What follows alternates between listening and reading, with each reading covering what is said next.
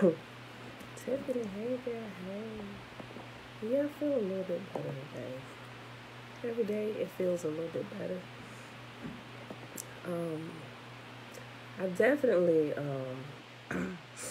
what I noticed yesterday, once I started, the video sent me, once I started doing that, although the coughing it wasn't going like I completely wanted it, I can tell it lessened a lot, like literally what I just did is my first time coughing, I want to say because I coughed a few times after I watched the video. But like for the last few hours last night before I went to sleep, at least definitely, I know since 8 p.m. last night, I definitely, that was my first time coughing since then. Yeah, so thank you for that. Who would have thought about massaging pressure points, right? No, it worked. So, yeah, let me do this.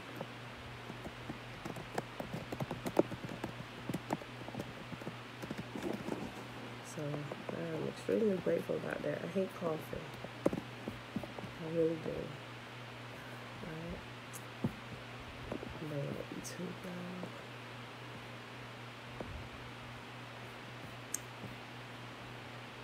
Let's see. Okay. Shayla, hey, that's why I moved. Okay, we live now.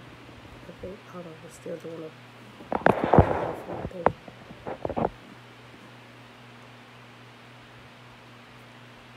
Okay, now it's live. Alright, y'all. I do feel a lot better. I still feel kind of weak though, but not as bad as it's been, So, but all right, y'all. Happy Thursday. This is kind of close.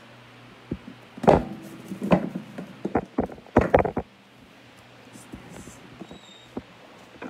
Papers. I'm sorry, y'all. Hold on. I realized that was sitting behind me. Okay. Yes, Shayla. Thank you. Okay. Yeah, it is. Wait, what? Oh, that it threw me off. It's the last day of September. I was looking at it saying October. I thought it was turned over too many papers. Okay. But it's the last day of September. September the 30th. 2021. Day 266 of year 3 of reading through the books of the Law and the Prophets. Another 3-year consecutive day count. Day 935. Today we're going to read what we didn't read yesterday. The entire book of Malachi, which is a little 4 chapters. And then we're going to pick up in Caesar's Messiah, where we ended at last Monday, which was in chapter 7 on page 203.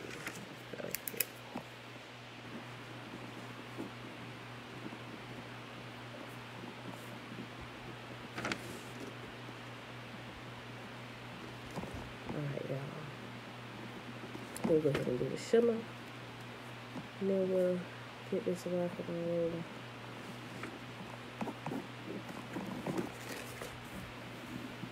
Alright, the shimmer is found in Deuteronomy chapter 6. What's up? I hope the laptop don't go out today. I was letting Josh use it yesterday for something, and it kept cutting off on him. So, if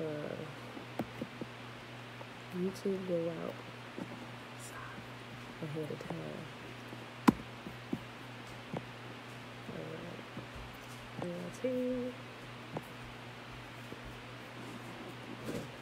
think it was maybe because he had like 1 billion pages of stuff open. He was trying to download something. And I don't know. What is doing?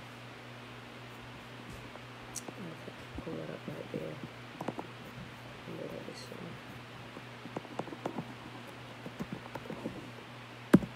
Alright, y'all. The shimmer is Deuteronomy chapter 6, starting at verse 3. Remember, read the full chapter. Pull it out the table so you can get the gist of everything, right? Okay. Hear, therefore, O Israel, and observe to do it, that it may be well with you, and that you may increase mightily, as Yahuwah, the mighty one of our fathers, has promised us, in a land that flows with milk and honey. Hear, O Israel, Yahuwah, our mighty one, he is one. And you shall love Yahuwah, your mighty one. Oh, excuse me. And you shall love Yahuwah, your mighty one, with all your heart, and with all your soul, and with all your might. And these words which I command you this day shall be in your heart, and you shall teach them diligently unto your children, and shall talk of them when you sit in your house, and when you walk by the way, and when you lie down, and when you rise up. And you shall bind them for a sign upon your hand, and they shall be as frontlets between your eyes. And you shall write them upon the posts of your house and on your gates. And Yahuwah commanded us to do all these statutes, to fear Yahuwah our mighty one for our good always, that he might preserve us alive as it is at this day. And it shall be our righteousness if we observe to do all these commandments before Yahuwah our mighty one, as he has commanded us. So we'll hop right on over here to Malachi. Mom, shalom, shalom.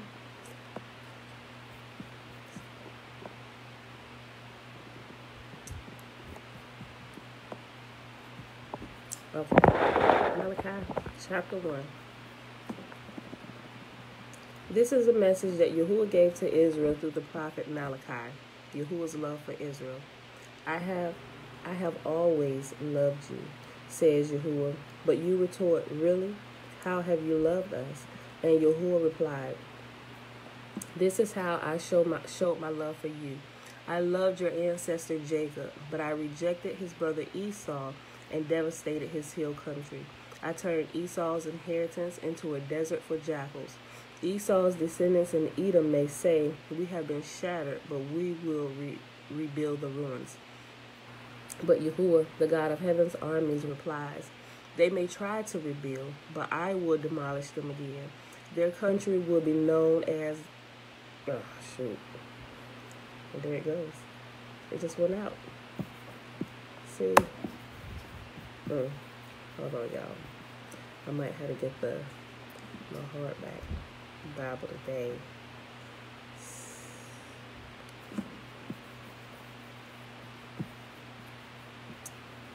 I was going to say the land of wickedness. Hold on, let me see if I can bring it up.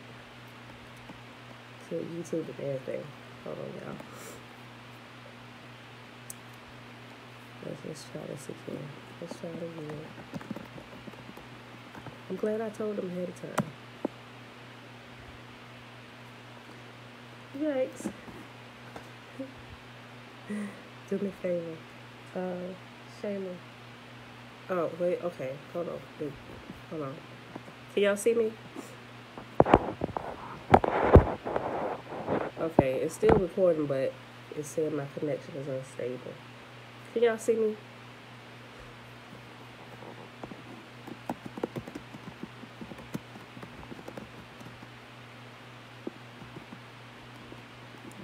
Let me see. Spinning. Okay. YouTube. It's recording, but it's unstable there. So let me try it.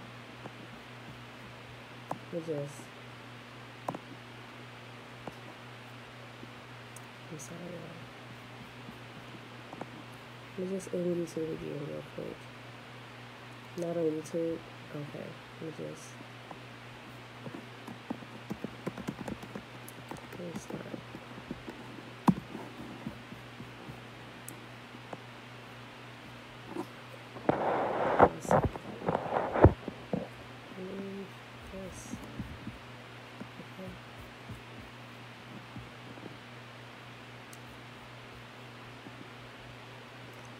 It's buffering.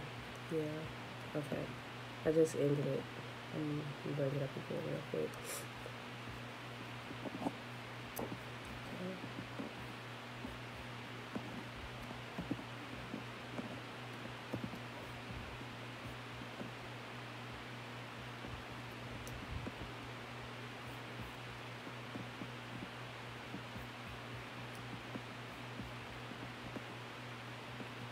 Yes.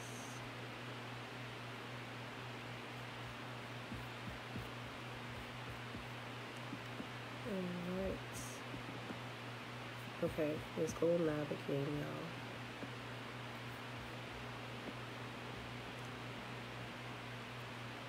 y'all. Okay, it says it's live again.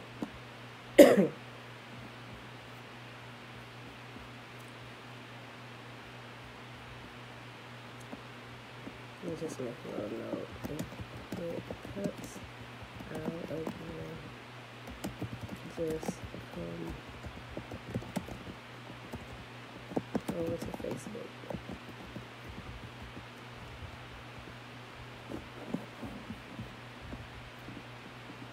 I gotta put my Facebook link in. Hold on. Let me put it up real quick. I'm sorry, y'all. Aliyah, shalom, shalom. Yes, I'm glad to be back. Hold on, let me get y'all the Facebook link. Y'all, if it cut out again, just come on over to Facebook. Let's see. I'm sorry. I hope it don't, but if it does, let me just give y'all the link now. So I can just click on it.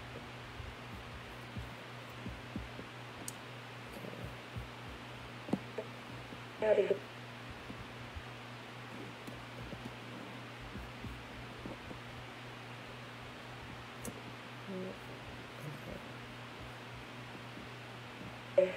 Just okay,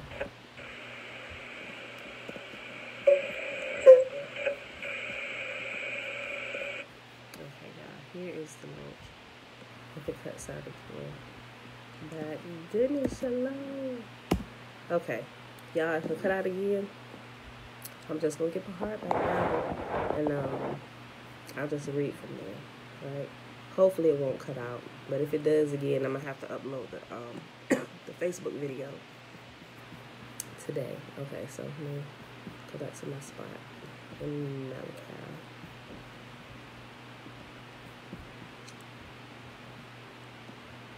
Okay.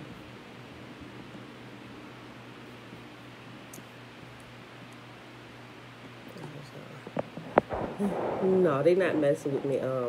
Aliyah, I think it's my laptop. I noticed it yesterday when Josh was trying to he had a whole bunch of stuff open. He was trying to download something. And I'm not sure that it's a virus up here, but it kept cutting off on him yesterday. So I'm going to run I didn't run a check yesterday on it. I'll do that today. So it's actually my computer today. I know. Because right before it went out, I mentioned just in case it go out, you know. That was why. I'm not sure. Something's going on with it. Okay. You know, let me just start over. Malachi Chapter 1. This is the message that Yahuwah gave to Israel through the prophet Malachi. Yahuwah's love for Israel. I have always loved you, says Yahuwah. But you retort, really, how have you loved us? And Yahuwah replied, this is how I showed my love for you. I loved your ancestor Jacob, but I rejected his brother Esau and devastated his hill country. I turned Esau's inheritance into a desert for jackals. Esau's descendants in Edom may say, we have been shattered, but we will rebuild the ruins.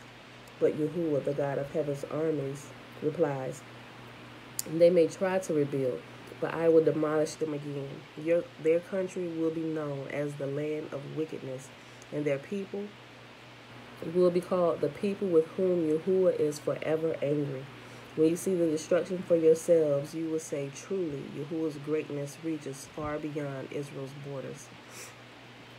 Unworthy sacrifices. Yahuwah, the God of heaven's army, says to the priest, a son honors his father, and a servant respects his master. If I am your father and master, where are the honor and respect I deserve? You have shown contempt for my name. But you ask, how have we ever shown contempt for your name? You have shown contempt by offering defiled sacrifices on my altar. Then you ask, how have we defiled the sacrifices? You defile them by saying that the altar of Yahuwah deserves no respect. When you give blind animals as sacrifices, isn't that wrong? Isn't it wrong to offer animals that are crippled and diseased? Try giving gifts like that to your governor and see how pleased he is. This is says Yahuwah, the God of heaven's armies. Go ahead, beg God to be merciful to you. But when you bring that kind of offering, why should he show you any favor at all? Asked Yahuwah, the God of heaven's armies. How I wish one of you would shut the temple doors so that these worthless sacrifices could not be offered. I am not pleased with you, says Yahuwah, the God of heaven's armies, and I will not accept your offerings. But my name is honored by people of other nations from morning till night. All around the world they offer sweet incense and pure offerings in the honor of my name. For my name is great among the nations, says Yahuwah, the God of heaven's armies. But you dishonor my name with your actions. By bringing contemptible food, you are saying it is all right to defile Yahuwah's table. You say it's too hard to serve Yahuwah, and you turn up your noses at my commands, says Yahuwah, the God of heaven's armies. Think of it. Animals that are stolen and crippled and sick are being presented as offerings. Should I accept from you such offerings as these? Asked Yahuwah. Cursed is the cheat who promises to give a fine ram from his flock, but then sacrifices a defective one to Yahuwah. For I am a great king, says Yahuwah, the God of heaven's armies, and my name is feared among the nations. Next chapter, Malachi Chapter 2. Nikki, shalom, shalom. A warning to the priests. Listen, you priests, this command is for you. Listen to me and make up your minds to honor my name, says Yahuwah, the God of heaven's armies, or I will bring a terrible curse against you. I will curse even the blessings you receive. Indeed, I have already cursed them, because you have not taken my warning to heart. I will punish your descendants and splatter your faces with the manure from your festival sacrifices, and I will throw you on the manure pile. Sheesh. Then at last you will know that it was I who sent you this warning, so that my covenant with the Levites can continue, says Yahuwah, the God of heaven's armies. The purpose of my covenant with the Levites was to bring life and peace, and that is what I gave them. This required reverence from them, and they greatly revered me and stood in awe of my name. They passed on to the people the truth of the instructions they received from me. They did not lie or cheat. They walked with me, living good and righteous lives, and they turned many from lives of sin. The words of a priest's lips should preserve knowledge of Yahuwah, and people should go to him for instruction.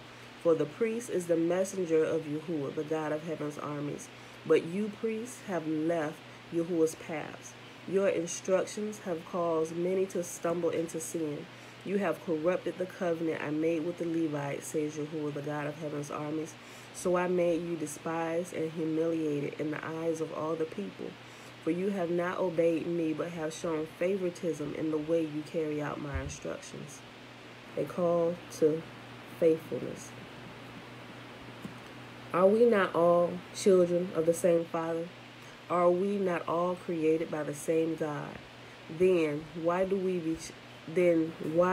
betray each other, violating the covenant of our ancestors? Thank you, Paul. Judah has been unfaithful, and a detestable thing has been done in Israel and in Jerusalem. The men of Judah have defiled Yahuwah's beloved sanctuary by marrying women who worship idols. May Yahuwah cut off from the nation of Israel every last man who has done this and yet brings an offering to Yahuwah, the God of heaven's armies. Here's another thing you do. You cover Yahuwah's altar with tears, weeping and groaning because he pays no attention to your offerings and doesn't accept them with pleasure. You cry out, why doesn't Yahuwah accept my worship? I'll tell you why. Because Yahuwah has witnessed the... Shush. Get some milk. Get some of this. Tootie. Wait, chill. We can talk about that in a minute. Here's another thing you do. You cover Yahuwah's altar with tears, weeping and groaning because he pays no attention to your offerings and doesn't accept them with pleasure. You cry out, why doesn't Yahuwah accept my worship? I'll tell you why. Because Yahuwah witnessed the vows you and your wife made when you were young, but you have been unfaithful to her, though she remained your faithful partner, the wife of your marriage vows. Didn't Yahuwah make you one with your wife? In body and spirit, you are his. And what does he want? Godly children from your union. So guard your heart. Remain loyal to the wife of your youth, For I hate divorce, says Yahuwah, the God of Israel. To divorce your wife is to overwhelm her with cruelty, says Yahuwah, the God of heaven's armies. So guard your heart and do not be unfaithful to your wife. Now that's a whole series of sermons in the church today, because they believe something different. They'll focus on the portion about divorce when divorce really wasn't the issue. The issue was the unfaithfulness of the husband to his wife. That's what that for some reason when you read it, they read it in a way where it seems like divorce is the issue. And it wouldn't be the issue, because if you remained pure and you kept Yahuwah's commands, you wouldn't have to worry about divorce. Divorce is simply a byproduct of some of the other crap you was doing, right?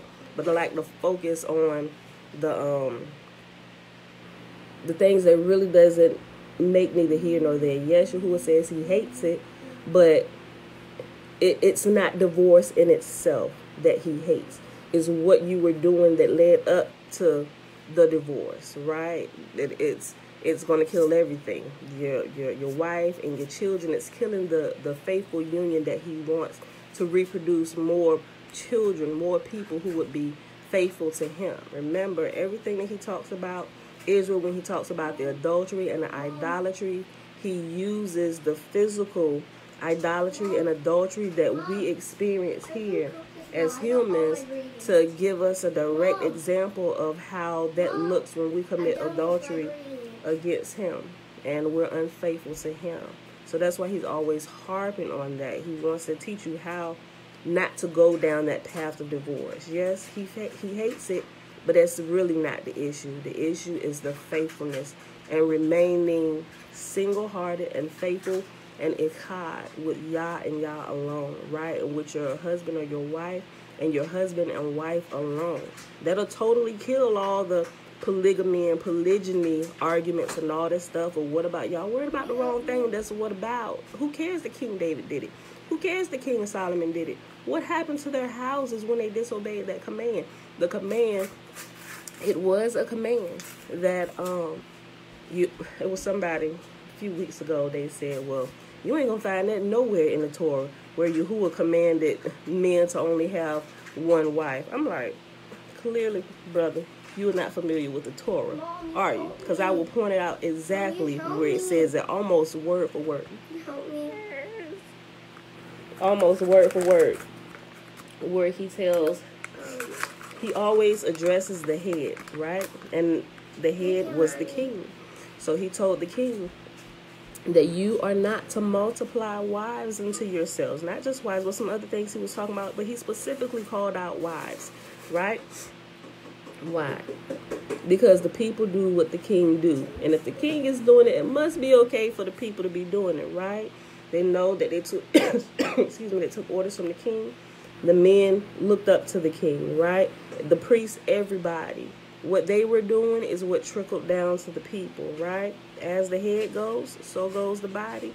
If the head is sick, the entire body will be sick as well, right? Same principles, So when you read through this, make sure you're reading it all in context, right? I'm gonna read it again because that was almost about the end of the chapter. Okay. Verse 13, Malachi Chapter 2. All right, Pooh, hold on. Verse 13. Here's another thing you do. You cover, and when you read it, read the whole chapter, because the whole chapter is literally talking about that same thing, the same exact thing. Jerry, shalom. Did I already say hi to Jerry? I think I did. I'm sorry, but it never hurts to say it twice. Here's another thing you do. You cover Yahuwah's altar with tears, weeping and groaning, because he pays no attention to your offerings and doesn't accept them with pleasure. You cry out, why doesn't Yahuwah accept my worship? I'll tell you why. Because Yahuwah witnessed the vows you and your wife made when you were young, but you have been unfaithful to her, though she remained your faithful partner, the wife of your marriage vows. Didn't Yahuwah make you one with your wife? In body and spirit, you are his. And what does he want? Godly children from your union. So guard your heart. Remain loyal to the wife of your youth. For I hate divorce, says Yahuwah, the God of Israel. To divorce your wife is to overwhelm her with cruelty, says Yahuwah, the God of heaven's armies. So guard your heart. Do not be unfaithful to your wife. You have wearied Yahuwah with your words. How have we wearied him, you ask? You have wearied him by saying that all who do evil are good in Yahuwah's sight, and he is pleased with them. You have wearied him by asking, where is the God of justice? Next chapter, Malachi Chapter 3. And this whole book of Malachi, if you ever really paid attention to it, it's almost like a summation of everything that Yahuwah has been saying to his people from the very beginning all the way up to Malachi. And it's a series of questions and answers. And it literally is it's a real short book. And like I said, it's a really quick, good summation of everything that has been going on. Everything is here. I mean, it doesn't give you all the individual commands and all that stuff, because all of that was explained before. But if you read all that stuff and you brought it along with you when you got here, you would clearly see that this is literally an overview of what he's been saying from the very beginning. Okay, the coming day of judgment. Look, I am sending my messenger, and he will prepare the way before me. Then Yahuwah, whom you are seeking, will suddenly come to his temple. The messenger of the covenant, whom you look for so eagerly, is surely coming, says Yahuwah, the God of heaven's armies. But who will be able to endure it when he comes? Who will be able to stand and face him when he appears? For he will be like a blazing fire that refines metal, or like a strong soap that bleaches clothes. He will sit like a refiner of silver, burning away the dross. He will purify the Levites, refining them like gold and silver, so that they may once again offer acceptable sacrifices to Yahuwah. Then once more Yahuwah will accept the offerings brought to him by the people of Judah and Jerusalem, as he did in the past. At that time, I will put you on trial. I am eager to witness against all the sorcerers and adulterers and liars. I will speak against those who cheat employees of their wages, who oppress widows and orphans, and who deprive the foreigners living among you of justice. For these people do not fear me, says Yahuwah, the God of heaven's armies. A call to repentance. I am Yahuwah, and I do not change. This is why you descendants of Jacob are not already destroyed. Ever since the days of your ancestors, you have scorned my decrees and failed to obey them.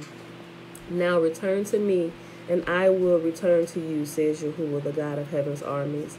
But you ask, how can we return when we have never gone away? Should people cheat Yah? Yet you have cheated me. But you ask, what do you mean? When did we ever cheat you? You have cheated me of tithes and offerings due to me. You are under a curse, for your whole nation has been cheating me.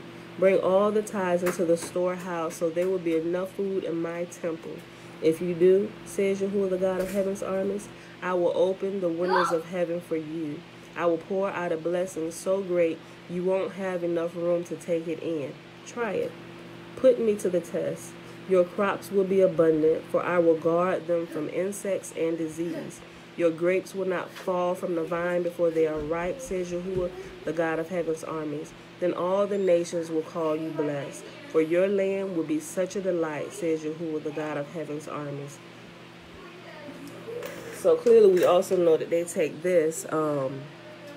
This is one of the main ones that they take out of context as well, to pad the pockets of the priests and the prophets and whatever section or faction of the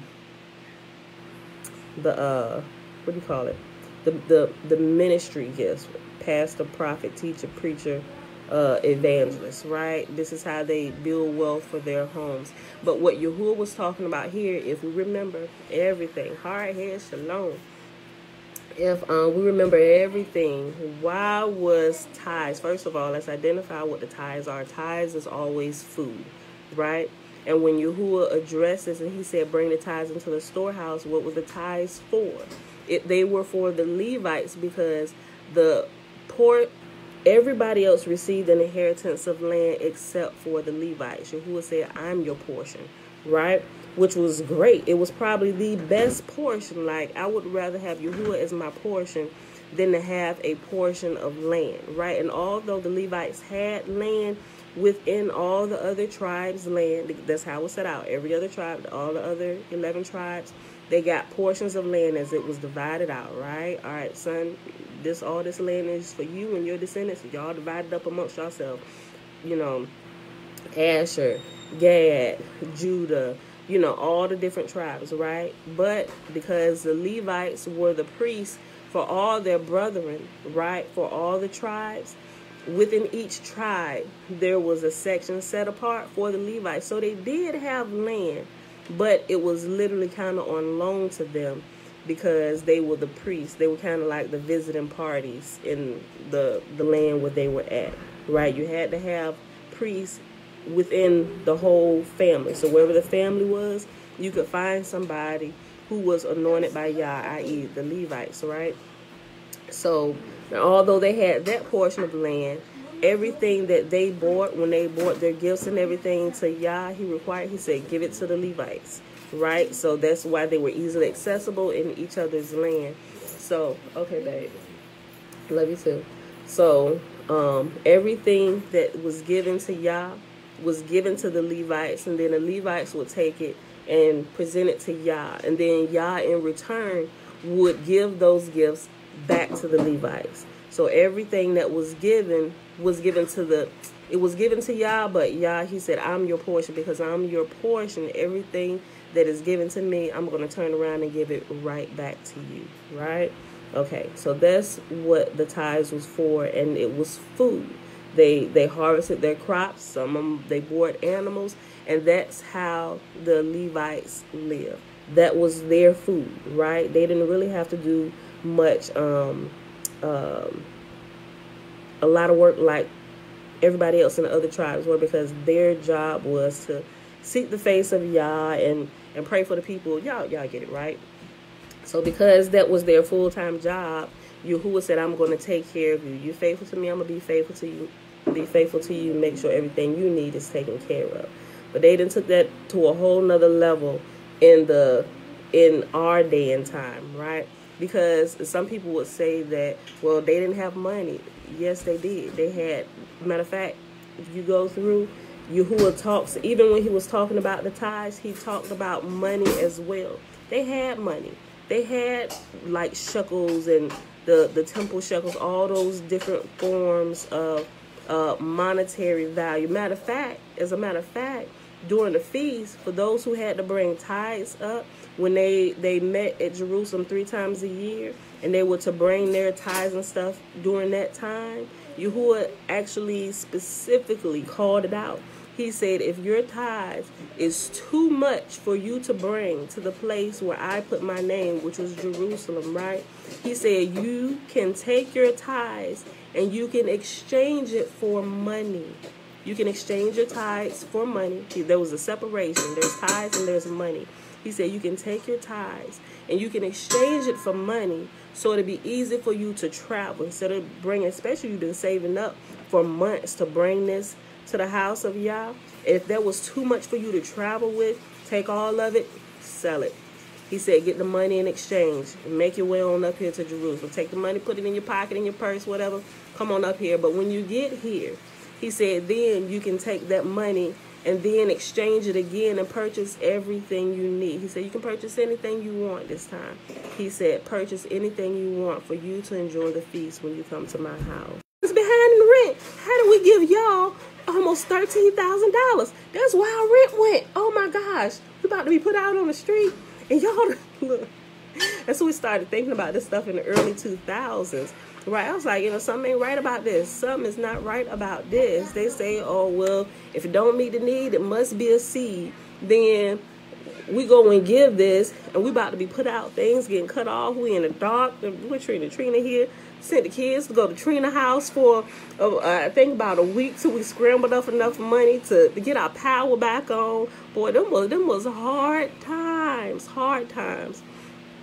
What religion? This may sound stupid, but what religion is Pamela? I do not claim any kind of religion, Nick. Like, seriously. I just, people ask me, I say, I serve the Most High, Yahuwah, the God of heaven and earth. Because different terms I used to use, people get, oh, so you with this sect? No, not with any sect of people. Like, I talk to Yahuwah alone, and I read my Bible, and I go through it, deciphering truth from error, and I study and I pray. That's what I do. I used to be attached to a couple different sects as I was learning more and more, and there was a bunch of shenanigans in the church. Clearly, we know it's shenanigans everywhere, but as I grow and I'm looking for more, and we begin to ask questions about what we're being taught, we don't get at odds with people. The pastors kind of get a little ticked with us because we ask questions, and their questions like, okay, you saying this means this, but this clearly says this means this. I just help us understand why you teaching it this way. They don't want to do it. It interrupts the flow of what they're trying to teach or what they were taught to teach, and they don't know. Some are just like, well, sister, I can't even answer that. That's a good question. The other one's like, look, you causing trouble. You're a troublemaker. Then you go into the Hebrew roots, and it's kind of the same thing there. And what baffled me was they didn't understand they were still doing the exact same thing that the Christians were doing, but now they're just using Hebrew terms, sounding crazy. I mean, you can teach the Hebrew, not saying that sounding crazy, but when your normal language is, English, and you trying to now talk to people in Hebrew and stuff, I get it, but it doesn't help the people who don't understand it, right? So that's why you'll see me greet different. I'll greet you however you greet me. If you say shalom, I'll say shalom or shalom, good morning, whatever. Right? I try and meet people where they're at because I kind of understand. You can't talk Hebrew to a person that don't understand Hebrew. Even though they're spiritual, you're spiritual. It's crazy. They can't understand you. I'd rather speak to you, although I ain't with Paul and his shenanigans, but I agree with him when he says that he would rather, when he was talking about the tongues of angels or whatever, but he would rather speak words that edify instead of speaking in tongues of angels where nobody understands what you're saying. Yes. Oh, you'll be all right, sis. Close it up. I understand that principle. So yeah, so I'm not any kind of religion. I just worship y'all, right? Y'all see me falling off or something not right, please ask me a question, right? I may have just be speaking too fast and didn't enunciate myself enough or explain it good enough, but yeah, I'm not a part of any religion, just me and y'all, right? Me and y'all, right? Okay. Then all the nations will call you blessed, for your land will be such a delight, says Yahuwah, the God of heaven's armies. You have said terrible things about me, says Yahuwah. But you say, what do you mean? What have we said against you? You have said, what's the use of serving Yah? What have we gained by obeying his commands or by trying to show the God of heaven's armies that we are sorry for our sins? From now on, we will call the arrogant blessed. For those who do evil get rich, and those who dare Yahuwah to punish them suffer no harm. The promise of Yahuwah's mercy. Then those who feared Yahuwah spoke with one another, and Yahuwah listened to what they said. In his presence, a scroll of remembrance was written to record the names of those who feared him and always thought about the honor of his name. It's not. Okay, very good. I'm sorry, y'all. Then those who feared Yahuwah spoke with each other, and Yahuwah listened to what they said. In his presence, a scroll of remembrance was written to record the names of those who feared him and always thought about the honor of his name. Not anybody else's name. Son's name, nobody's name, but Yahuwah's alone. It's by Yahuwah alone. Nobody else. Yahuwah alone. Where we will be saved. They will be my people, says Yahuwah, the God of heaven's armies. On the day when I act in judgment, they will be my own special treasure. I will spare them as a father spares an obedient child. Then you will again see the difference between the righteous and the wicked, between those who serve me and those who do not. Last chapter for the day, which is the last chapter of Malachi Chapter 4. The coming day of judgment, and it's only 6 verses. Yahuwah, the God of heaven's army, says, the day of judgment is coming, burning like a furnace. On that day, the arrogant and the wicked will be burned up like straw. They will be consumed, roots, branches, and all. But for you who fear my name, the Son of Righteousness will rise with healing in his wings, and you will go free, leaping with joy like calves led out to pasture. On the day when I act, you will tread upon the wicked as if they were dust under your feet, says Yahuwah, the God of heaven's armies. Remember to obey the law of Moses, my servant, all the decrees and regulations that I gave him on Mount Sinai for all of Israel. Look, I am sending you the prophet Elijah before the great and dreadful day of Yahuwah arriving. His preaching will turn the hearts of fathers to their children and the hearts of children to their fathers. Otherwise, I will come and strike the land with a curse. And that, my beautiful people, is our reading for today. All right, we're at 34 minutes. I thought I had talked the wheel a lot of time. Yes, babe. No, I'm not ending it yet. Okay, so let's hop on over here, y'all, to Caesar's Messiah, and we stop on page 203, literally at the top. Sheesh. Let me see if I can do a quick recap. What was we talking about? I'm looking for subtitles. Oh, okay. It was given, okay, the puzzle of, excuse me, the puzzle of the empty tomb. And it gave the different scenarios that the Gospels had from Matthew, Mark, Luke, and John about the empty tomb. And was showing how they were going back and forth between 2 tombs, right? And they didn't realize, they were thinking it was Jesus's tomb, but it was really Lazarus's tomb. And he gave all the, he pulled that particular portion from each part, and we read it back to back. And then he went through and started pointing out things. I'm like, oh, snap. Matter of fact, that's what the title for that day's video was. Whose tomb was it anyway? Which was the last day we were actually hearing did a reading, you know, before my week hiatus. Okay, so we just picking back up here. Page 203. It is thus possible to create a combined story out of the 4 different versions of the first to visit Jesus's tomb that has a different meaning than the individual versions and is without contradiction. None of the statements of fact that make up its storyline contradict any other within the combined story. The combined story is logical, whereas the different versions are contradictory. The author's ingenuousness deserves note. Their puzzle is constructed so that the readers who are illogical will believe that the passages indicate that Jesus rose from the dead, while those who are logical will see the passages as a comedy of errors. Furthermore, the authors have deliberately made it possible to compute the probability that the perfect fit between the sequence of events within the Gospel of John and the other 3 Gospels has occurred by chance.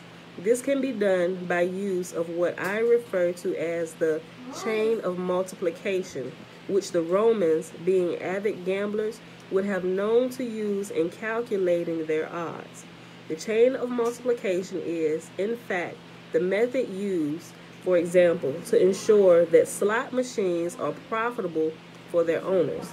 If a slot machine pays a 1,000 to 1 payoff for displaying 5 cherries in a row, the likelihood of this occurring must be less than 1,000 to 1 for the machine to be profitable. To create the impression that 5 sequential cherries is likely, Such machines will often have the desired symbol occur in individual slots relatively often, say once in every 3 pulls.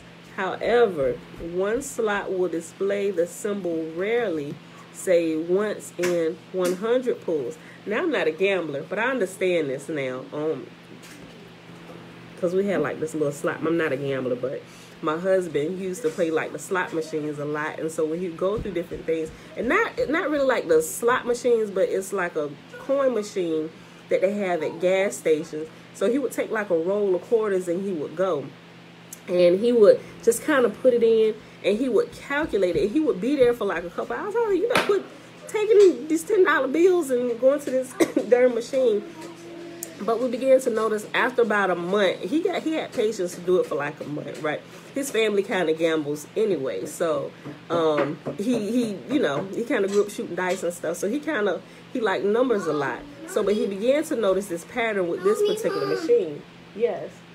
Okay, good. We'll put it in the oven in a minute. Keep mixing it up. He began to notice it. So at first I'm like, boy, okay, whatever. But then when I started listening to him, and then he's like, look, see, watch, I won again, boom, boom, boom. And it'd be like a span of a week, but he had always have to calculate if other people were coming in behind him playing it, because he, maybe like once a week he would go. No, that's a lie. Like 3 times a week he would go and be there at this machine for a couple hours. And like I said, he began to notice this pattern. And when it got to a certain point, it gave him all the quarters out of the machine. And here he come home with all these quarters and stuff. I was like, you hit again? He said, yeah. He said, I told you. He said, if I'm here for this amount of time, and he said, it depends. He said, because I can't really tell who's been there when I'm not. He said, so I kind of, for like the first hour, he just kind of goes through and kind of watching stuff.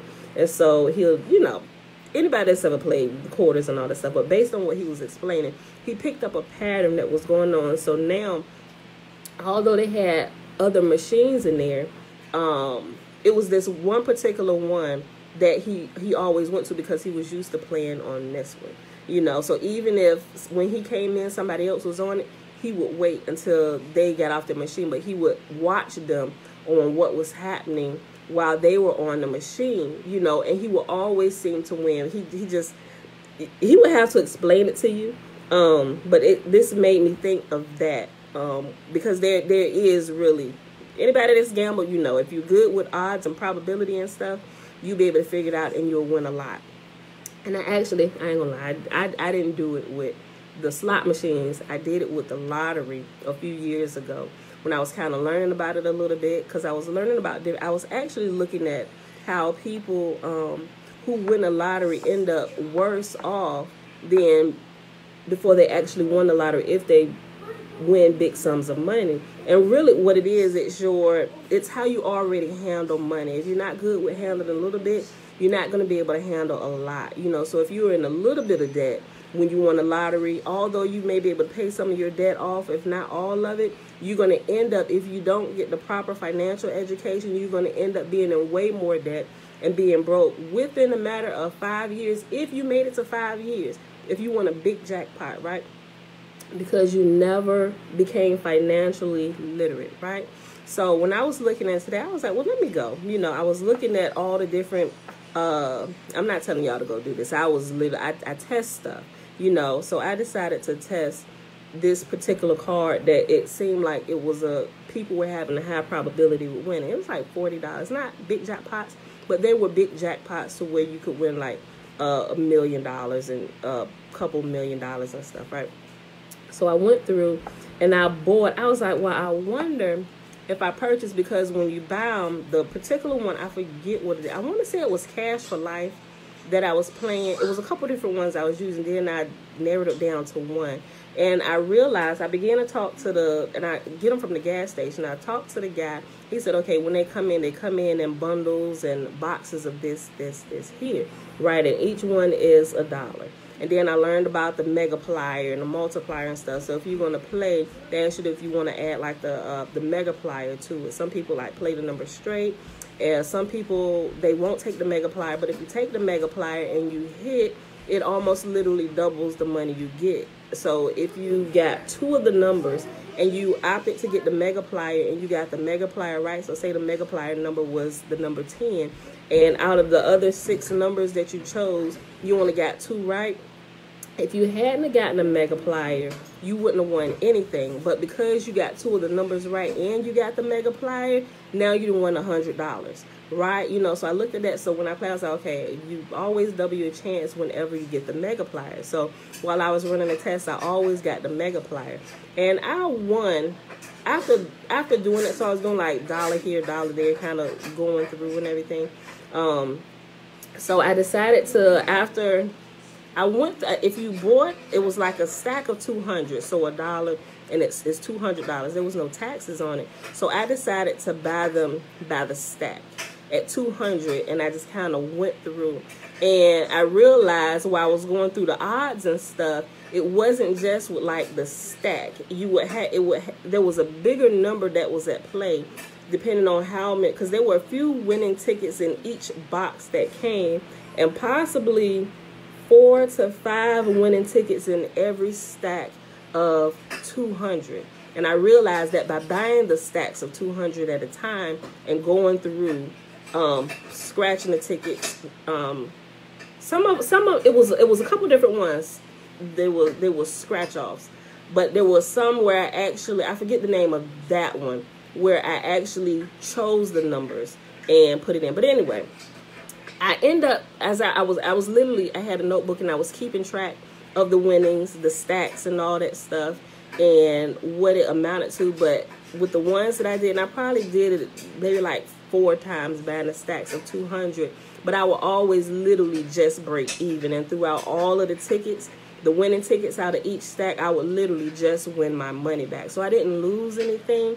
But at that point, I was like, yeah, it was becoming a little bit addictive, but not so much, because I realized if I kept going, I would probably get addicted to gambling, and I had to figure out the numbers. But once I realized, okay, that when I realized there was a bigger number at play, and then I would have to probably buy them by the box, I wasn't willing, although I knew even if there wasn't a bigger win in there, I would at least get my money back for the box or for the stack that I bought, you know. So after the first couple of times, I was like, oh, wow, I literally just broke even, and I got all the money back that I spent for purchasing all this stack of tickets, although there were only like 4 or 5 winning tickets in a stack, right? So, but it just, with him explaining this, it made me think about that, the numbers and stuff. So there is a way that they set stuff up to make sure that the vendors are more profitable than those who win, especially if you haven't figured out how to work with the odds and probability and stuff, which is why it's crazy how it happens. But there's this one person who has won like big cash prizes, and it's never been anything less than $2 million. That's literally what he sits and does all day. He works with probability and numbers, and he goes and he plays the big games. And he's won at least 5 times. Like, this dude has so much money. You go Google, I forget his name. You can go Google him. The guy who's won big lotto prizes multiple times, because literally that's what he sits and does all day. And he's figured out some type of algorithm. It blows me how that happened. I didn't get that far, you know, but it was really interesting to me. I was like, you know what? I could work and make money before I probably, excuse me, I mean, I could if I sat and did it long enough. But he literally, that's all he did, day in, day out, doing all that. And I got too many kids to sit and do it like that, you know. And at that time when I was doing that, we didn't have the last 2 yet. So, but there's definitely a way to figure this out, and how they rig the machines to make sure people aren't winning all the time. That's how casinos, take a spoon and scoop it into the other one. That's how casinos make so much money, because they're really good at this, and they know how to do the machines like this. So, but that's enough of that. Okay, listen. Okay. Furthermore, wait a minute, Zay. Furthermore, the authors have deliberately made it possible to... I know I just said, hold on. No, do not go in the front. Y'all can go in the back. The back's boring. Well, I'm sorry. It's too much stuff going on in the front. In the front, it's just like that. Yeah. Hey, chill. Furthermore, the authors have deliberately made it possible to compute the probability that the perfect fit between the sequence of events within the Gospel of John and the other three Gospels has occurred by chance. This can be done by use of what I refer to as the chain of multiplication, which the Romans, being avid gamblers, would have known to use in calculating their odds. The chain of multiplication is, in fact, the method used, for example, to ensure that the slot machines are profitable for their owners. If a slot machine pays 1,000 to 1 payoff for displaying 5 cherries in a row, the likelihood of this occurring must be less than 1,000 to 1 for the machine to be profitable. To create the impression that 5 sequential cherries is likely, such machines will often have the desired symbol occur in individual slots relatively often, say once in every 3 pulls. However, one slot will display the symbol rarely, say once in 100 pulls. Thus, the chain of multiplication to determine such a machine's chances of displaying 5 cherries would be 3 times 3 times 3 times 3 times 100, which would give the gambler 1 chance in 9,100 of hitting the 1,000 to 1 jackpot. Okay, 1, 2, 3, 4, 5. So there are 5 slots, so that 3 by 3 by 3 by 3 by 100 is every 3 times you pull these first 1, 2, 3, 4 slots will give you a cherry. Then this last slot is every 100 times it'll give you a cherry, right? Okay, so thus, the chain of multiplication to determine such a machine's chances of displaying 5 cherries would be 3 by 3 by 3 by 3 by 100, which would give the gambler 1 chance in 9,100 of hitting the 1,000 to 1 jackpot. If 4 distinct authors have each created different versions of the first to visit the tomb, then each author has accidentally recorded different facts. For example, in the Gospel of John, the author records that the first visit occurs in the dark, whereas in Luke, the other author records that the sun has risen before Mary Magdalene comes to the tomb. However, for the combined story to have its perfect logical and temporal sequence, the author of the Gospel of John can only select the position of the sun that indicates that his version begins earliest, which he has only 1 chance in 4 of doing. Likewise, each of the authors of the other 3 Gospels has only 1 chance in 4 occurring at the next point within the sequence. Thus, the odds of 4 distinct authors accidentally describing their versions, beginning with John's, then Matthew's, followed by Mark's, and finally Luke's, are 4 by 4 by 4 by 4, or 1 chance in 256. Notice that this sequence is not accounted for by the 4 authors, all reflecting a shared tradition, since the sequence is created by the differences among the 4 versions, not their similarities. A shared tradition would, if anything, make it less likely that the 4 authors would each give a different time for the first visit. A shared tradition is likewise implausible as an explanation for the logical relationship between any of the elements within the sequence, since the logical fit is created by the different facts that the 4 Gospels use to describe the first visit. Combining their contradictory statements of fact creates the perfect logical fit between the events in the Gospel of John and the other 3 Gospels. Therefore, their relationship cannot be explained away by suggesting that the 4 different authors might have shared a common source. Bear in mind that if even one fact in the 4 versions were different from what it is, this would destroy the logical sequence between the Gospel of John and the other 3 Gospels. Who would ever think that you would have to go through here and do math to understand that the Gospels are a spoof, right? Only those that spend enough time reading and understand some other stuff that's not included in the Bible, only somebody that does that would be able to catch it, which is why, see, I don't know, I think with the it's definitely because of the information age, right? And everything that is more readily available to a lot of people now, we're able to really check into some stuff. My lips is dry. We're really able to check into some stuff now, and people just can't tell us stuff like, take that, go and believe that and go and live your life around that lie. They can't do that to us anymore, right? Because we're going and we checking behind them. I don't care that it's been preached in mama's generation and grandmama's generation and great-grandmama called on the name of Jesus. We testing Jesus. We checking out everybody. I don't care if you changed his name to a Hebrew term. We checking out everybody, right? So with the information age brings a lot of things to light, but it also brings up a lot of contradictory feelings and arguments and things, and it's waking people up, and some people don't like the light, right? Because it shows them that it makes them feel that their entire life has been a lie.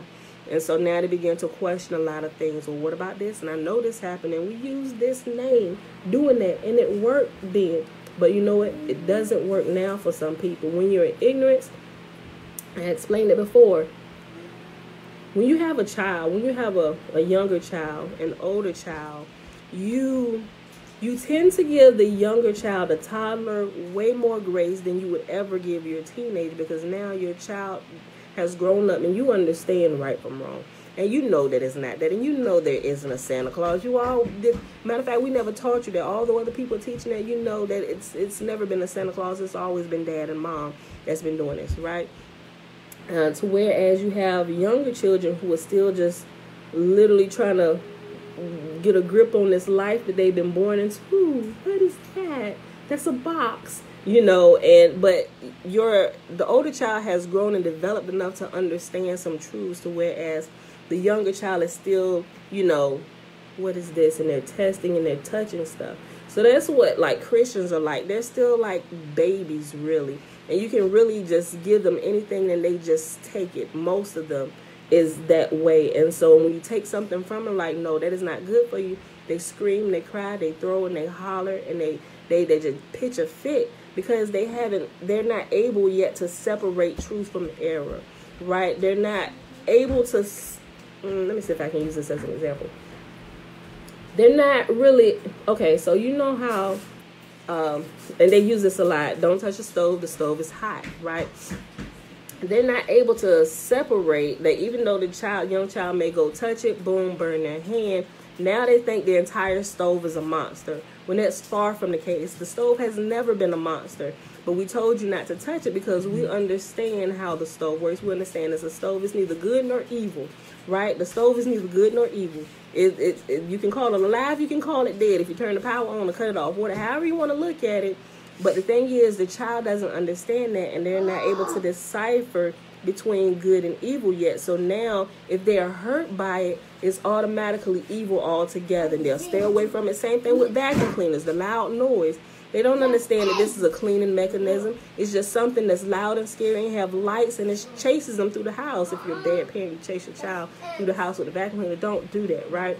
But they're not able to decipher what's good and what's evil yet, but you are. So a lot of times when people begin to wake up, and it's like those principles there, and so they get, yes. You just said I'm a great cooker. You are a great cooker.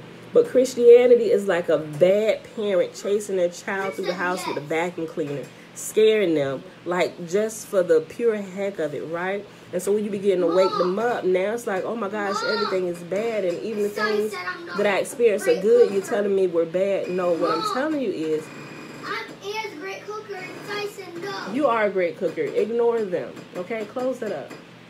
And so when you try to tell them that, yes, even though you have experienced things when you said the name of Jesus and it happened for you, it was still Yahuwah all along. So even though you said Jesus, Yahuwah understood your ignorance, and he knew you were really crying out to him, You just didn't know his name. You weren't able, nobody taught you to decipher truth from error.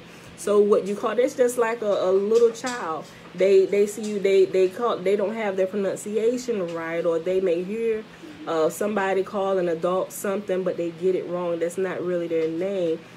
That person or that adult will know, oh, you're talking to me. You're calling me Bob, but my name is Pam, right? The woman, Bob is a boy's name, but the child thought they heard Bob. So then they're like, Bob, Bob. Or just like when smaller children, they hear a child calling their parent mom, and so that's what they do. Instead of be like Miss Murphy, because their child, they heard that child call you mom, mom must be your name. Mom, mom, mom. You know, it's that type of thing, and people don't seem to understand that. They take everything as an attack against them. So you're telling me Jesus not real? So I know all the stuff that I experienced, and my life is good, and he's always showed up when I call. Okay, yes.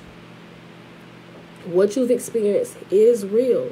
But it wasn't Jesus, right? Like, it wasn't. When you hear this, it sounds like blasphemy. It wasn't Yeshua. It was Yahuwah all the time, because there is only him, right? So that's where people really get tripped up in a lot of stuff, and they can't seem to decipher it.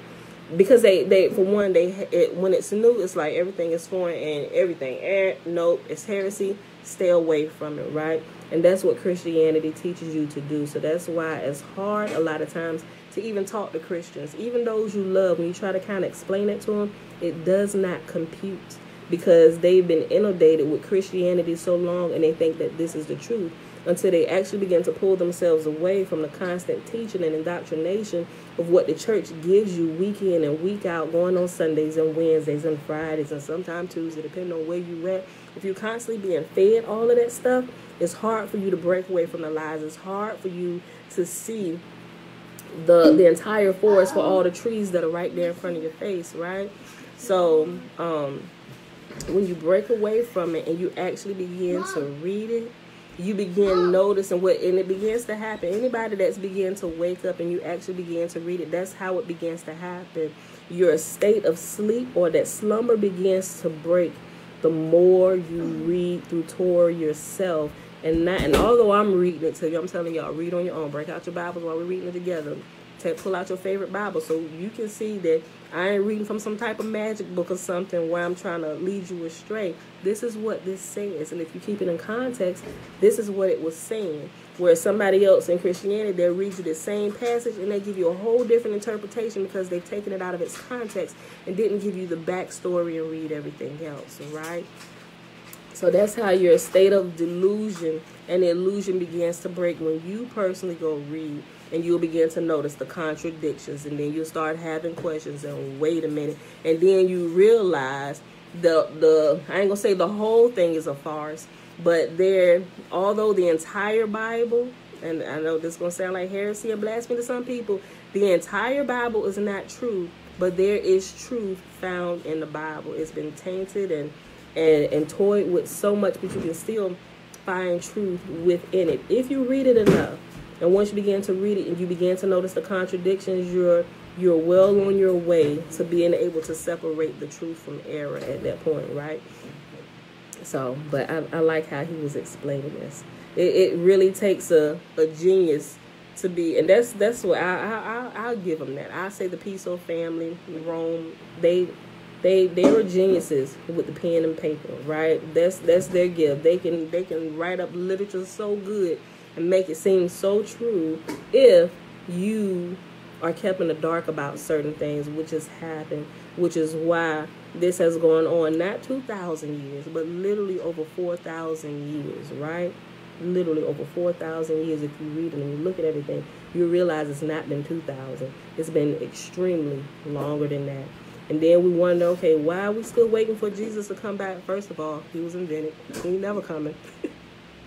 Second of all, the lie of Christianity keeps you asleep and keep you immobilized while the wicked continue to rule. When you wake up and realize, wait a minute, Yahuwah gave this place to us. This belongs to us. The righteous inherit the earth and the wicked are going to be rooted out. That's when Rome gets in trouble. And that's why they're doing everything they can do now to keep everybody asleep. They had everybody at odds with the name of Jesus before, but now you say Jesus not real. It's like the whole world and become Christians. Oh, have you become a Christian too? We said Jesus. First of all, you got us fighting against one another. Now I'm saying Jesus not real. Now you won't even let us use the hashtags. Anybody start talking about Jesus, tell you Jesus not real, they try and cut you off with the quickness, right? So it's like, what's really going on here? All these years, y'all got the different religions and sects of people pitted against one another. Oh, Jesus is real. Jesus is not real. But now more people realizing that Jesus is actually not real, and he was created by the Flavian Empire of Rome to keep control over the world and all their resources. Now, oh no, Jesus is real. That's, now they trying. I'm like, this is crazy, people. So it's like now we're in that time in the information age. It's like their last ditch effort to keep the reins over everything, even with the misinformation that's being put out about a lot of different stuff, even with the vid and how they're using it. Because if you sit and watch TV all day and you watch social media and what they're putting out, it would lead you to believe that the world is going in a certain way. But if you pull away from it and you travel to different places or look at people who aren't really inundated with the stuff in America, you would see that life is completely different than what is being shown to us through the media and what they allow to be perpetrated through social media. Yes. I gotta cut it on in a minute, Pooh. Hold on. And I need to clean it up before we stick that in the oven. So when you begin to look at that, it causes you just to kind of sit back and think, right? You begin to really get a grip on life, and you can actually just stop living life afraid and stop walking around here afraid to do stuff because, oh my gosh, Jesus could come back at any time, and I want to make sure I go to heaven and not hell. Life is really, I know this is going to sound like blasphemy to people, life is really so much more than that, because we were sent to this place for a purpose, right? For a purpose. And what the churches teach you that purpose is not it, right? It is not it. But people can't understand it until they realize the lies that they have been inundated with. Once you clear out all that old bad stuff, you can put in what's true and things that are verifiable, and you can look around and you can see and you can test, right? Yahuwah said, test me, right? If he say test me, we should go be testing everything, right? Okay, let me finish this little paragraph and I'm gonna end it. Okay, hold on, boo. Let me read this one over. Okay, notice that, wait a minute, Bella. When it's done. Notice that this sequence is not accounted for by the four authors, all reflecting a shared tradition, since the sequence is created by the differences among the four versions, not their similarities.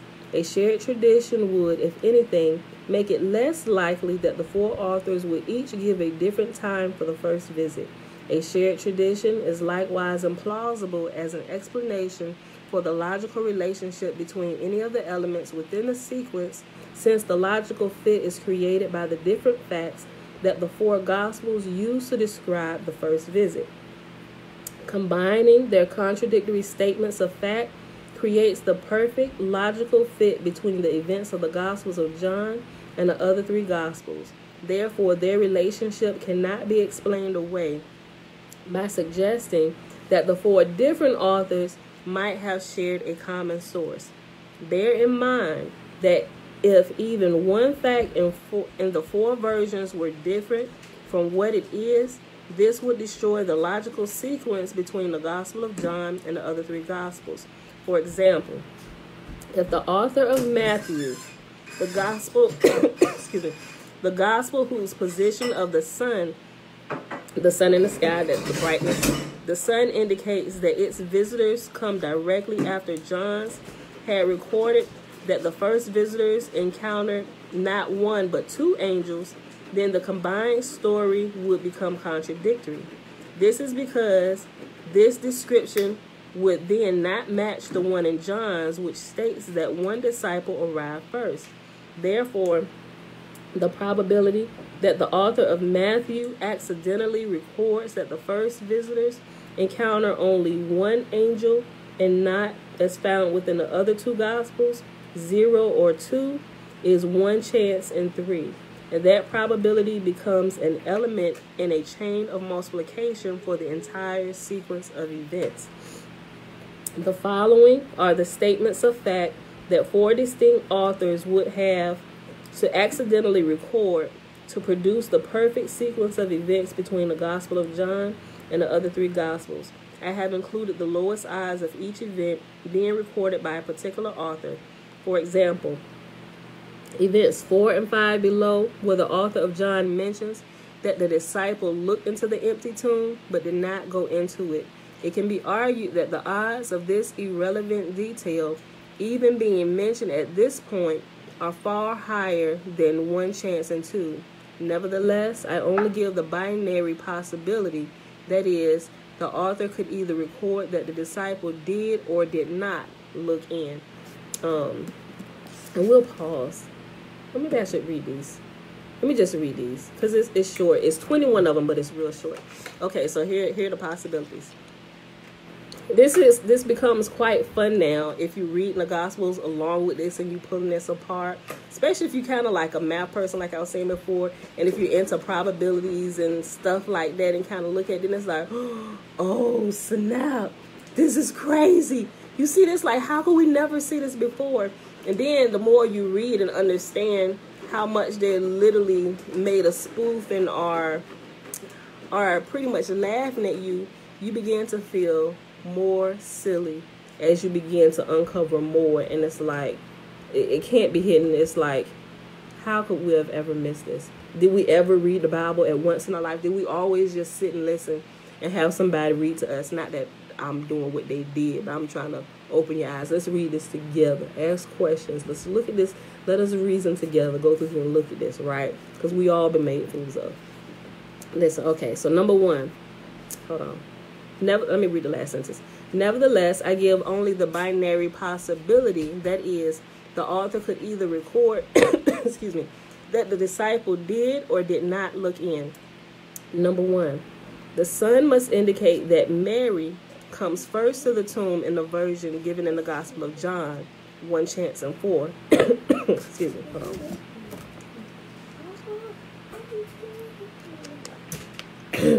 Okay. Number 2, Mary must encounter no angels during her first visit to the tomb in the Gospel of John, 1 chance and 3.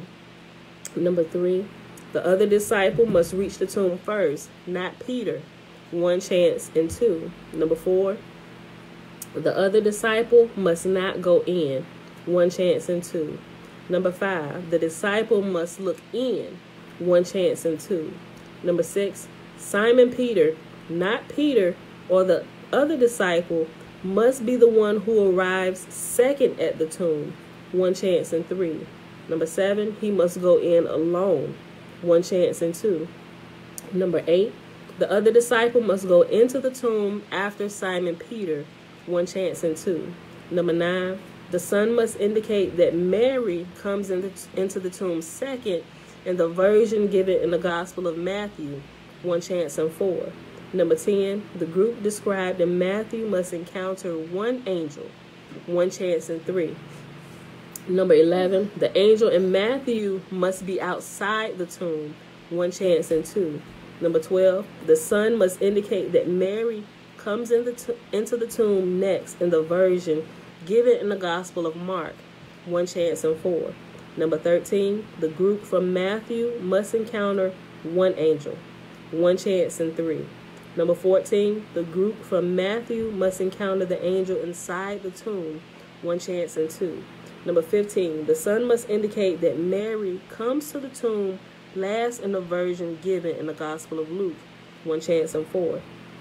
Number 16, the group described in Luke must discover the angels inside the tomb, 1 chance and 2. Number 17, this group must encounter 2 angels, 1 chance and 3. Remember, they read, excuse me, they're comparing the 4 different gospel versions with them actually going to the tomb when they're trying to see if Jesus rose or not, right? So remember, there's a description of this in all 4 of the gospels, and we read each of those the last day we were here, actually doing the reading, each of those back to back. So this is what it's saying. In order for this to line up perfectly, this is what has to happen with the probability and who has to arrive in order for all four of the stories to mesh together perfectly. This what has to happen, and all the different scenarios that was happening in the different four gospels that was describing the same event, right? Almost like the movie Vantage Point, if you've seen that. And it's four different vantage. Go, you can watch it. I ain't gonna explain. Let me finish reading this. But it's kind of like the same thing, what happened in the Gospels.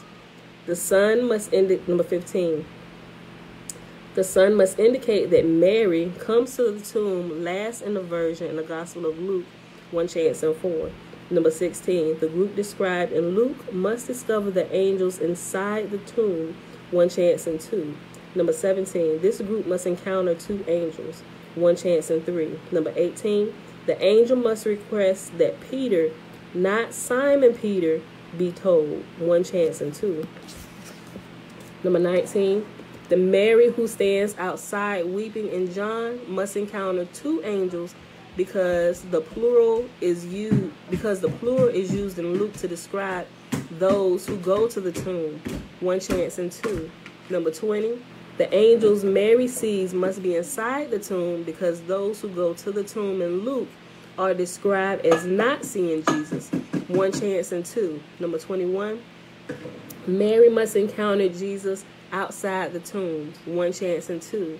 Thus, the chain of multiplication to determine the probability that four distinct authors could record these exact facts by chance would be 4 by 3 by 2 by 2 by 2 by 3 by 2 by 2 by 4 by 3 by 2 by 4 by 3 by 2 by 4 by 2 by 3 by 2, which equals 1 chance in 254,803,968. This demonstrates that four distinct authors did not create the combined story by chance, and that it was therefore intentionally created. This proof is just as conclusive as, for example, the DNA probabilities that are used in our day and age to match the blood left at a crime scene with that of a suspect. In fact, DNA probabilities are determined using an approach similar to the one above. My theory is also solid in the sense that it is so easily disprovable. In other words, specialists in probability can easily demonstrate any errors in my premise or conclusion. In fact, any curious reader can simply retrace my steps and come to an independent judgment. If the combined version of the four stories has not been obvious to scholars before, it is because the contradictions within the four passages are designed to hide the combined version. These contradictions must be resolved before anyone can easily see the satiric version that the four passages create. The authors were, in effect, demanding that the reader be logical before being permitted to see the truth. Whew. Okay, let's see. We'll pause right there. Mom. We'll pause right there. Now that was good. It may sound like a bunch of blah blah to you if you're not really into probability and statistics, or at least understand it a little bit to where that makes sense. But just go back and read it again. If you got the book, go back and read it. If you got the Audible version, go back and listen to it a couple times until it clicks of what is actually being said. Or go watch a movie where it talks about statistics so you can get an understanding from a different perspective, but it's still giving you the same principle. Then come back and read it again, because sometimes you need to have different people explain a principle to you before it actually clicks with you, right? So if you go back and you do that, just do a little bit of homework, just make sure you're understanding exactly what's being said, and you really understand like probability and the theory of multiplication and stuff and what was happening here. Then you will see, and then when you go back and open up the gospel, you're gonna be like, God darn it, how come we couldn't see this before? If it was a snake, it would have bit us, right? We'd all be dead of snake bites and poison and venom. Matter of fact, we have been. It's called the strong delusion. Jesus was born. Yes, that is a true statement. You and Josh were born. Okay, y'all. So let me pause this right here. I like this last one though. The authors were in effect, the authors of the Gospels were in effect demanding that the reader be logical before being permitted to see the truth. Whew, that statement in itself can teach, or like my mama say, now that'll preach, right? Because we clearly know Christianity and a lot of other religions, they teach you to be illogical. That's how they can keep the upper hand over on you, right? So you're not going to find a lot of well, I can't say that. If people are able to bamboozle you and to fool the mind, they can keep control over you. So like I said, you break that state of delusion or the strong delusion with truth. Torah will break the strong delusion off of anybody, right? Okay, so we'll pause right here on page 206. I'm gonna go back here and read this again. Y'all want to read these pages? I guess so. It seemed like I was reading, because I was starting running my mouth, talking about different stories and probability and stuff. I'm like, I don't know. We had to read more than that. Okay. So we pause right there. Y'all, it is Thursday, the last day of September the 30th, 2021, day 266 of year 3 of reading through the books of the Law and the Prophets.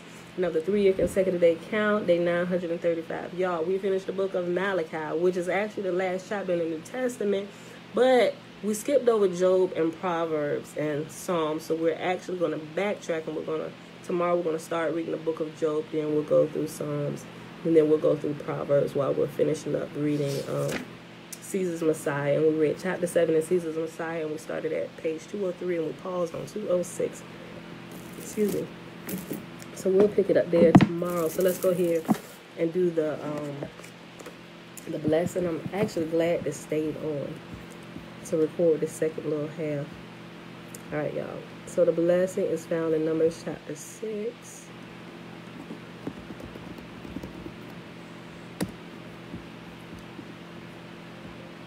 Numbers chapter 6, verses 22 through 27. Remember, the first 21 verses is the Nazarite vow. Man or woman can take it, right? Okay. And Yahuwah spake unto Moses, said, Speak unto Aaron and unto his sons, saying, On this wise you shall bless the children of Israel, saying unto them, Yahuwah will kneel before us, presenting gifts, and will guard us with a hedge of protection. Yahuwah will illuminate us with the wholeness of his being. Yahuwah will illuminate the wholeness of his being towards us, bringing order, and he will provide us with love, sustenance, and friendship. Yahuwah will lift up the wholeness of his being and look upon us, and he will set in place all we need to be whole and complete. And they shall put my name upon the children of Israel, and I will bless them. All right, Robert Betapu, I saw you come in a little while ago. Let me check over the comments real quick, make sure somebody didn't ask me a question. Okay, nothing on Facebook. Okay. Let me scroll up. There's a lot of stuff over here on YouTube. Hold on.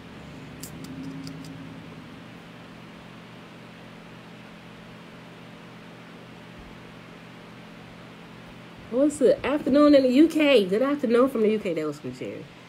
Thank you. Tobiah was the richest Levi at the time of the priesthood. Okay, I remember seeing that comment come in when we was talking about the priesthood and the tithes and offerings. Some of these pastors are nothing but Detroit pimps. Laugh out loud, y'all. Okay, I answered that question.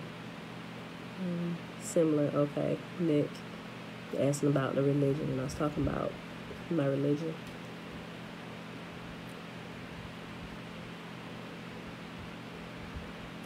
Yeah, I like that. Ali, I say religion is a mindset, tricks to scare folks. The Most High gives us laws and statutes so we can be free, man and woman. I agree with that.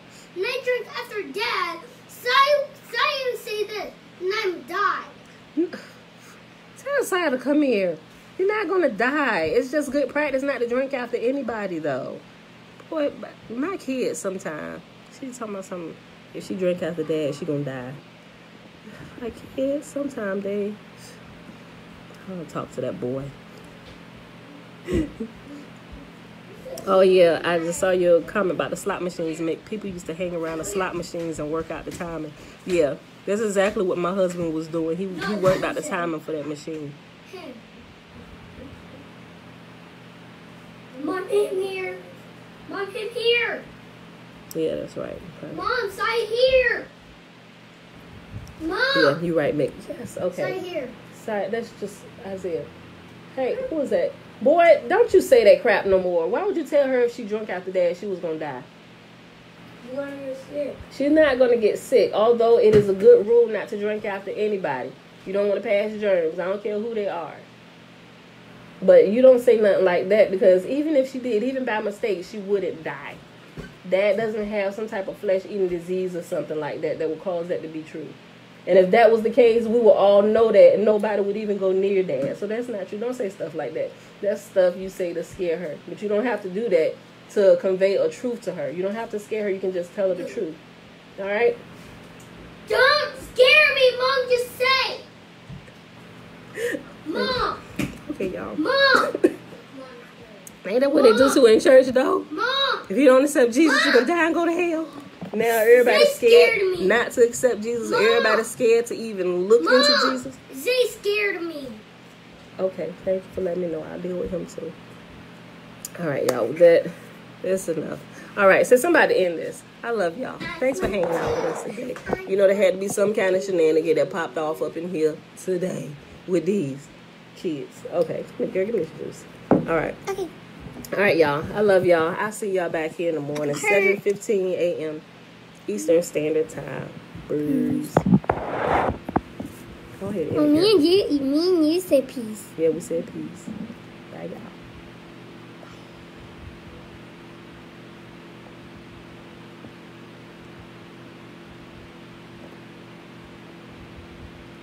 This is too hard.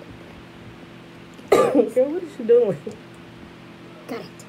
Now the other. Okay. In Facebook. Them getting off. Yeah, they gone. That's the first time you ended